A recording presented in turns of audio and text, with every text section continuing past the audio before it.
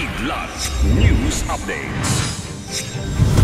Sa ating mga balita, 3 patay, 6 sugatan sa Rizal matapos masagasaan ng inagaw na police car. 1.7 million pesos na halaga ng shabu na sabat sa isang high-value individual sa Iloilo. Pagdeklara bilang West Philippine Sea Victory Day ang July 12 sa buong Palawan, aprobado na. Tourism industry sa Pilipinas nakalikom ng 282 billion peso revenue sa first half ng 2024. Ako po si Cesar Soriano, kasama ang buong pwersa ng Kidlat News Channel para ihatid ang mga nangungunang balita sa buong kapuluan ngayon. 3 ang patay habang 6 naman ang sugatan matapos agawin ng isang lalaking may diferensya umano sa pag-iisip ang isang police mobile sa Morong Rizal kaninang umaga. Ayon sa report, nagwawala ang suspect kung kaya dinala ito sa MDRRMO pero biglang nakatakas ang lalaki at agad na sumakay sa police mobile. Kanyang pinatakbo ng mabilis ang sasakyan at nasagasaan ang mga biktima. Ayon sa pulisya, nakatambay lang ang 3 na mayapang biktima sa gilid ng daan nang bigla silang masagasaan ng police car bago ito tumama sa poste. 6 na iba pa ang nasugatan kabilang ang isang police officer. Hindi pa malinaw kung paano napasa kamay ng suspect ang susi ng sasakyan. Timbog sa isang bypass operation ng isang 45 anyos na lalaki matapos mahulian ng mahigit 1 milyong pisong halaga ng iligal na droga sa barangay Tabukan, Kalinog, Iloilo.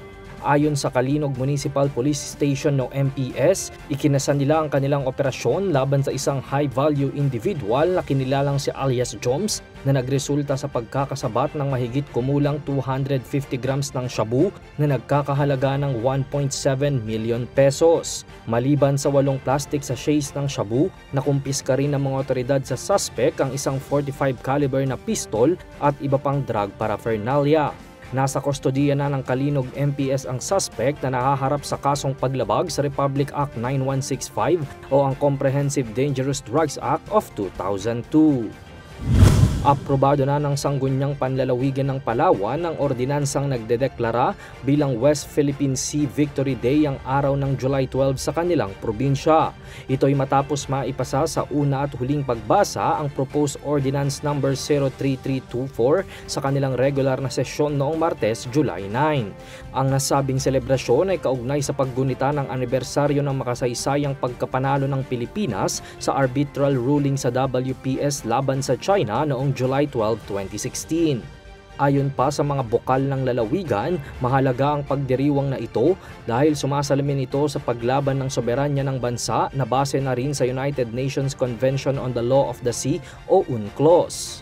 Matatandaang naghain na rin ng isang resolusyon noong nakarang taon si Senator Risa Ontiveros na ipagdiwang sa buong bansa tuwing ika-12 ng Hulyo ang WPS Victory Day. Nakalikom ang industriya ng turismo ng Pilipinas ng 282 billion peso revenue sa first half ng 2024 ayon sa Department of Tourism o DOT. Mas mataas ito ng 32.81% kung ikukumpara sa 212.47 billion pesos revenue noong first half ng 2023. Saad ni Tourism Secretary Cristina Frasco, ang increase ay makakapagbigay ng dagdag na oportunidad para sa kabuhayan ng mga Pilipino. Malaki rin umano ang magiging ambag nito sa paglago ng ekonomiya ng bansa. Inilathala rin ng DOT na umabot na sa 3.17 million ang bilang ng tourist arrivals sa Pilipinas ngayong taon.